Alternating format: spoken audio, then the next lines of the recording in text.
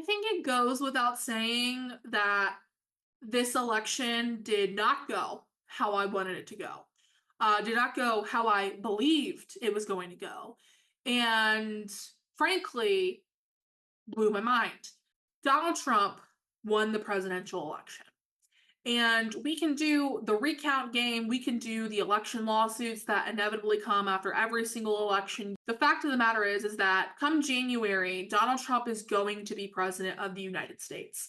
And I sincerely hope that Donald Trump has a good, productive, fruitful presidency because I want what's best for the American people. What's best for the American people is a government that governs with their best interests in mind. We are about to get our first test and our first insight into what governance of a Donald Trump administration is going to look like with the election of the majority leader in the US Senate.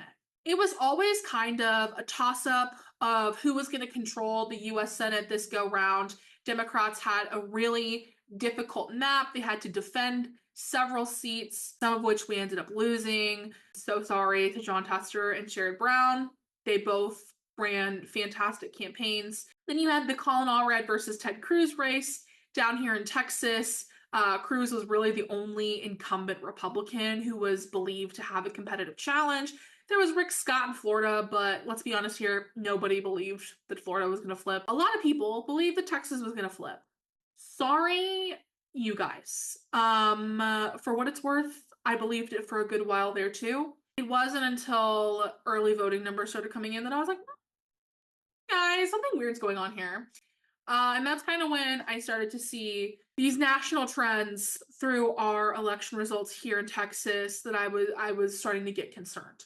I will get into the Colin Allred Ted Cruz race at another day. Obviously, I am a little bit biased as I was advising the Allred campaign and I was the youth chair. But Ted Cruz is not the senator from Texas that is a focal point in this video. Cruz is just kind of like another voice yelling into the abyss, very clearly posturing for his inevitable second presidential run. With Ted Cruz's re-election, with John Tester and Sherrod Brown losing in Ohio, it became very clear that Republicans were going to control the US Senate, and that meant that Republicans were going to have to elect a majority leader.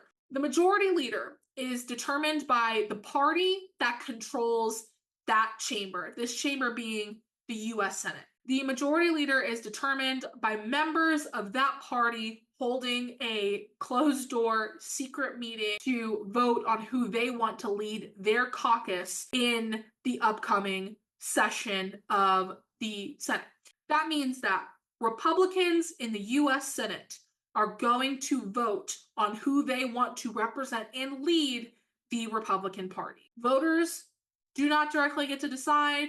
The president does not directly get to decide. It is determined by the senators themselves. Mitch McConnell has decided to retire, which means that new leadership is coming in. And obviously, with old leadership retiring and passing the baton, they would pick very young, vibrant, energetic people to be the top contenders for the position, right? Wrong. The three senators who have been at the top of this conversation have been John Cornyn from Texas, Rick Scott from Florida, and John Thune from, I don't actually know. All I know about John Thune is that he likes to run. South Dakota. That being said, this election in the Republican caucus in the Senate is going to tell us a lot about the type of governance that we're going to get from the Trump administration in the next 4 years. Because John Cornyn and John Thune, while both conservative Republicans who have sided with Donald Trump on things, who have fed into the culture wars, both of them have this establishment tinge to them that these kind of MAGA conservatives don't really like. That's not just from me saying that. That is them saying that repeatedly on social media. Now, John Thune is in the running for this, and I don't think that it's out of the question he becomes majority leader as this kind of compromise person. But the two people that most people are talking about are John Cornyn and Rick Scott. And it is because the MAGA coalition is coalescing behind Rick Scott to be majority leader. They are going after John Cornyn. And part of the reason why is because John Cornyn has actually worked to get things done in a bipartisan manner. Shocking, I know. After the mass shooting at Robb Elementary School in Uvalde, Texas, John Cornyn was one of the sponsors of the Bipartisan Safer Communities Act, which was a major piece of gun violence prevention legislation, which, just to be clear here, does not come close to addressing all of the root causes of gun violence. John Cornyn has been lambasted for that because of just a few pieces of legislation. John Cornyn is like too liberal for a lot of these conservatives, even though he is extremely conservative. Cornyn really doesn't have the support of a lot of MAGA people, and that includes Texas MAGA people, because he was pretty antagonistic to Ken Paxton, the Texas Attorney General, during his impeachment trial. Ken Paxton and John Cornyn have beef. They always have. They don't like each other. It is very well known in Texas politics that these two do not get along. But for that reason, you see a lot of these more MAGA Republicans in Texas saying, we don't want John Cornyn. We want Rick Scott. We want someone else. And that includes the former chair of the Texas Republican Party, Matt Rinaldi. Now, I want to make a really important note here. The reason why you are seeing a lot of these Texas MAGA Republicans insult and belittle and berate John Cornyn is because they are gearing up to primary him out. They want him to lose this majority leader election because they want him to retire in defeat so that they can nominate a new candidate. And who is the new candidate that they're going to nominate? Ken Paxton. If John Cornyn loses the majority leader election, it is highly likely he will retire. There will be an open Republican primary in the state of Texas, and the MAGA coalition is going to coalesce behind Ken Paxton.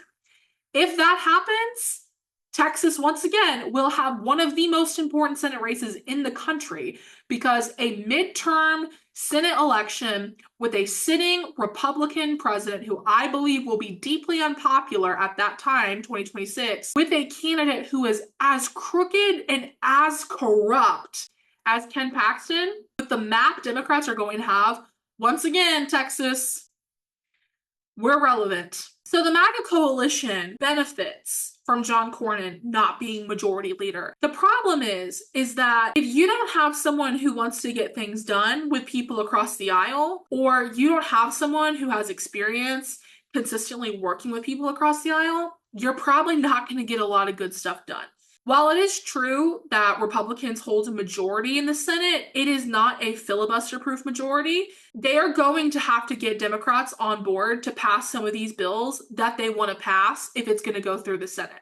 Now, they can try to sneak things into the reconciliation bill, because you only need 50 votes to pass the reconciliation bill, but you can only do that once a fiscal year. So even if they have the Republican votes to pass the reconciliation bill, they cannot afford to lose any Republican senators' votes. If you're a Republican who's going into a really competitive race in 2026, you're going to be really mindful of what votes you're taking. Tom Tillis in North Carolina, he's up for re-election in 2026, and even though Kamala Harris lost that swing state, Josh Stein was elected governor, Jeff Jackson was elected attorney general. They had a really successful year in their down ballot races. So North Carolina will elect a Democrat statewide.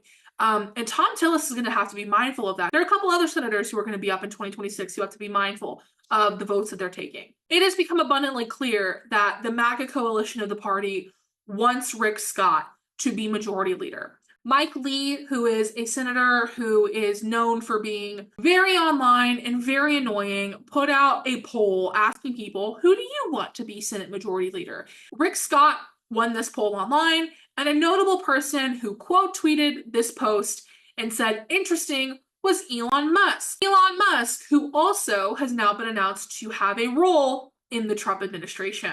Elon Musk, Benny Johnson, Matt Rinaldi, all these other people who are in the MAGA coalition have made it very clear they don't want John Cornyn, they want Rick Scott or someone else. This majority leader election is going to tell us a lot about how things legislatively are going to happen over the next 4 years, because if Rick Scott wins, the MAGA right-wing part of the Republican Party is going to control the federal government. I think that that is going to be the first sign of many that this administration is going to be a lot more successful at what they want to do than Trump was during his first presidency. During Trump's first terms, there were a lot of promises they made that they did not keep. They did not repeal the Affordable Care Act. They did not build the wall. They didn't put Hillary Clinton in jail. If Rick Scott is elected majority leader, I think there are a lot of things they said they were going to do on that campaign trail that they are going to do this time. Because now, Donald Trump doesn't have anything to lose. I know that this is definitely a scary time for a lot of people. There are a lot of questions in the air about what we're going to do. And the best thing to do is to do something. I highly suggest you get involved and sign up with your local Democratic Party. I am signed up with the Harris County Democratic Party here in Houston, as well as the Houston LGBTQ+ caucus. It is going to be really important over the next 4 years that we are organizing at a local level. Donald Trump controls the White House, the Senate, and the House, which means that we are going to have to lean on organizing in other branches of state and local governments to counteract the worst of some of the legislation and executive orders they're about to put in place. Don't despair, do something.